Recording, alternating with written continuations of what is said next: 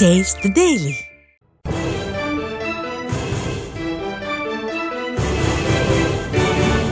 அண்மை செய்தி. சென்னையில் மெத்தபெட்டமைன் போதைப் பொருள் விற்றதாக பெரம்பூரைச் சேர்ந்த மார்ட்டின், சின்னசேலம் பகுதியைச் சேர்ந்த சூர்யா ஆகிய இருவரிடமிருந்து 4 கிராம் போதைப் பொருள் சிக்கியது. இது குறித்த கூடுதல் விவரங்களை தலைமை செய்தியாளர் ஜெயக்குமார் வழங்க கேட்கலாம். வணக்கம் ஜெயக்குமார், விவரங்களை பதிவு பண்ணுங்க. வணக்கம் அருண். சென்னை மாநகரம் என்பது திமுக ஆட்சிக்கு வந்த பிறகு போதைப் பொருள் மாநகரமாக மாறி இருக்கிறது. எங்கு பார்த்தாலும் கஞ்சா, அதே போன்று கஞ்சா சாக்லேட், கஞ்சா கேக், கஞ்சா oil, methamphetamine, brown sugar, LSD ஸ்டாம்புகள் என சொல்ல முடியாத போதைப் பொருட்கள் ஏராளமான இளைஞர்கள் மத்தியிலும் நடிகைகள் மத்தியிலும் வலம் வந்து கொண்டிருக்கிறது. குறிப்பாக திமுகவுடைய முன்னாள் நிர்வாகியாக இருக்கக்கூடிய ஜாபர் சாதிக் சர்வதேச அளவில் போதைப் பொருள் கடத்தல் வழக்கில் சிக்கி கைது செய்யப்பட்டிருக்கிறார். இன்றைய தினம் மெத்தபெட்டமைன் போதைப் பொருள் விற்றதாக பெரம்பூரைச் சேர்ந்த மார்ட்டின், சின்னசேலம் பகுதியைச் சேர்ந்த சூர்யா ஆகிய 2 பேர் கைது செய்யப்பட்டிருக்கிறார்கள். அதாவது தனிப்படை போலீசார் பிடித்து அயனாவரம் காவல்துறையினரிடம் ஒப்படைத்திருக்கிறார்கள். 4 கிராம் போதைப் பொருள் பறிமுதல் செய்யப்பட்டிருக்கிறது. தொடர்ந்து அவர்களோடு விசாரணை நடத்தப்பட்டு வருவதாகவும், மேலும் இந்த மெத்தபெட்டமைன் எங்கிருந்து கொண்டு வரப்பட்டது, யார் மூலமாக இது விநியோகம் செய்யப்பட்டது உள்ளிட்ட பல்வேறு விஷயங்கள் குறித்து விசாரிக்கப்பட்டு வருவதாக கூறப்படுகிறது. ஏற்கனவே போதைப் பொருள் கடத்தல் கும்பலைச் சேர்ந்த வெளிநாட்டவர் உட்பட 3 பேரை நீலாங்கரை தனிப்படை போலீசார் கைது செய்திருக்கிறார்கள்.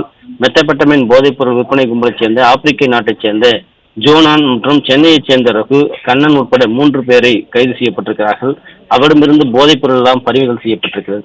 சென்னை ராயப்பேட்டை பகுதிகளிலே துணை நடிகையாக இருக்கக்கூடிய சீரியல் நடிகையாக இருக்கக்கூடிய சுந்தரி என்கிற அந்த நடிகை 5 கிராம் மெத்தபெட்டமைனோடு சிக்கியிருக்கிறார். கோவிலம்பாக்கம் பகுதியைச் சேர்ந்த எஸ்தர் என்கிற துணை நடிகை அதே போன்று சிக்கியிருக்கிறார். இப்படி தொடர்ச்சியாக துணை நடிகைகள் போதைப் பொருள் சப்ளை செய்வது, இது போன்ற புத்தாண்டு வருகிறது. அதே போன்று இந்த துணை நடிகளுடைய கலாச்சாரத்தில் நட்சத்திர விடுதிகள் போன்ற பல்வேறு இடங்களில் இந்த போதைப் பொருள் விற்பனை செய்யப்படுவதன் மூலமாக சென்னை மாநகரமே போதைப் பொருள் புழக்கத்தினுடைய தலைநகரமாக மாறியிருக்கிறது என்பதுதான் வெட்கப்பட வேண்டிய விஷயமாக இருக்கிறது.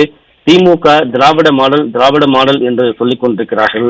தற்போது போதை model, methamphetamine model, brown sugar model, கஞ்சா மாடல் என்கிற அளவிற்கு இந்த போதைப் பொருளுடைய புழக்கம் என்பது அதிகரித்து வருகிறது. இதனை கட்டுப்படுத்த, அதனை தடுக்க ஒரு தீவிர நடவடிக்கை எடுக்கப்பட வேண்டும். குறிப்பாக புத்தாண்டு தினத்தன்று பல்வேறு நட்சத்திர விடுதிகளினுடைய கேளிக்கை நிகழ்ச்சிகளுக்காக இது போன்ற மெத்தபெட்டமைன் போன்ற போதைப் பொருட்கள் சென்னை மாநகரத்தில் வலம் வந்து கொண்டிருப்பதாகவும், அதே போன்று நடிகைகள் மத்தியிலே, துணை நடிகைகள் மத்தியிலே இதனுடைய விற்பனை அதிகரித்திருப்பதாகவும், பள்ளி, கல்லூரி, பல்கலைக்கழக மாணவர்களை குறிவைத்து இந்த போதைப் பொருளுடைய விற்பனை அதிகரித்து வருவதாகவும் கூறப்படுகிறது. இந்த மெத்தபெட்டமைன் என்கிற இந்த போதைப் பொருளுக்கு அடிமையானால் அவருடைய முற்றிலுமாக மூளை செயலிழக்கக்கூடும்.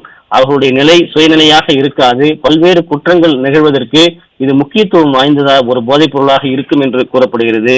எனவே திமுக அரசு, இந்த திராவிட மாடல் என்று சொல்லக்கூடிய இந்த அரசு இந்த போதைப் பொருட்களை கட்டுப்படுத்துவதற்கு முழு நடவடிக்கை எடுக்கப்பட வேண்டும் என்பதுதான் சென்னையில் வாழ்கிற மக்களுடைய கோரிக்கையாக இருப்பது குறிப்பிடத்தக்கது. விவரங்களை வழங்கியமைக்கு நன்றி ஜெயக்குமார்.